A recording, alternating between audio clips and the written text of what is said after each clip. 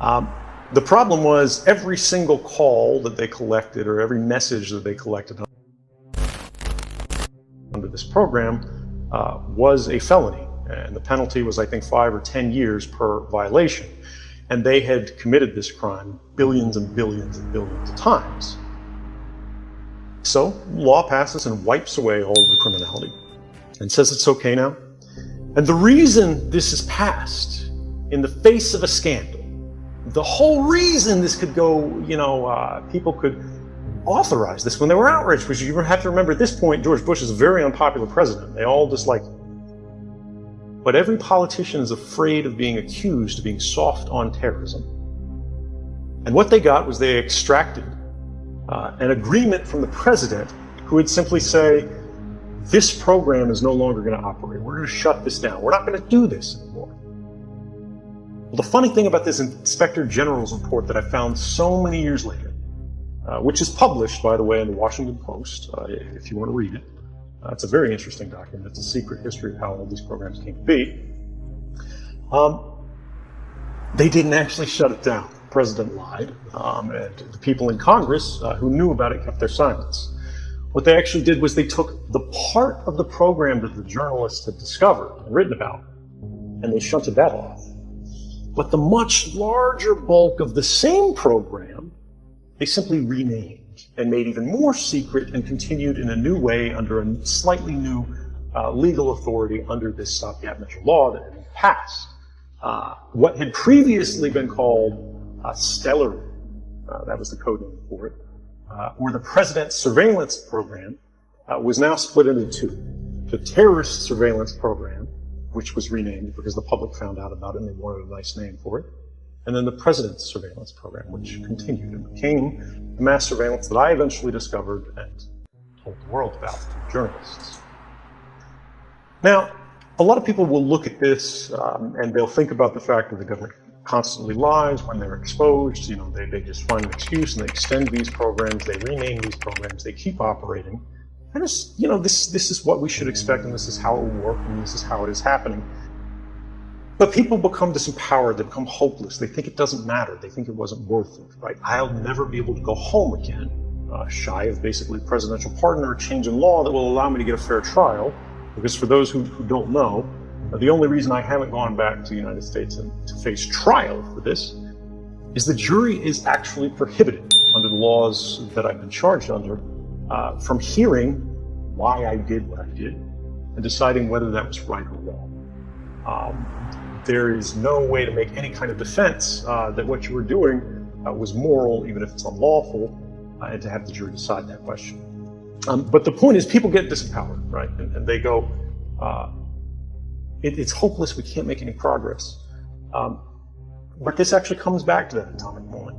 All the darkness we see in the world, all the problems with technology, think about the nuclear era and all the harms that visited upon the world. And then think about what nuclear energy does for us today. And I'm not just talking about nuclear power plants, right? I'm talking about our science, I'm talking about the progress that's built upon it. We have, in many ways, tamed these forces. We do not control everything. And there are still disasters, both of engineering and of judgment. But what I want to point out is that since those stories of 2013 were on the front page of every newspaper, they were on every news channel, everybody in the room probably thinks Facebook is spying on them, and you're absolutely right. So is Amazon, so is Google, so is the phone in your pocket, so is everything you use, so are the ad trackers in every app you install, even if it's like Angry Birds, right? But now we're aware of the problem. And everyone who works in any kind of study or research understands that defining the problem is one of the hardest parts of resolving the problem.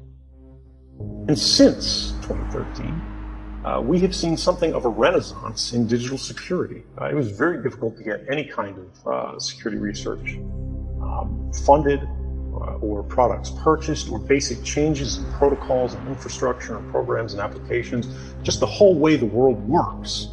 People resisted this quite strongly until they saw how uneven the playing field was. And then they thought, wait, If our governments are doing this, so are adversary governments, right? And if governments can do this today, companies will be able to do this tomorrow. And in fact, governments and companies are constantly vying with each other today to see who can do it better. And most of the government's best hacking tools and technologies today are not developed in-house in the United States or Canada or any other country. They're actually purchased from industry, people who previously worked in government, and then they left and they developed the same kind of weapons, and then we have a new digital arms trade. But this awareness of the problem led to a new effort to resist these abuses and to create new safeguards and new protection. Before 2013, one of the most important stories about 2013 that people hadn't really understood, everyone in academia who worked in technology understood it was theoretically possible and it was quite trivial to do, but we didn't have evidence there was a real world attack that was happening in developed, open, free societies. We thought this was something that belonged to authoritarian regimes. And this is that all of the communications that you're engaged with every day, you send someone a text message, that's going over SMS, right? SMS is unencrypted. You give a phone call someone, that's an unencrypted call, right? When it's going over the long-haul phone network. You to your nearest cell phone tower is encrypted, right? But that cell phone tower is connected via cable to another cable, to another cable, to another cable, to another cable, to a cell phone tower that then goes to that other person's handset, right? Anywhere on those long wires, they can hear and collect a perfect copy of that call. Same thing for your internet traffic.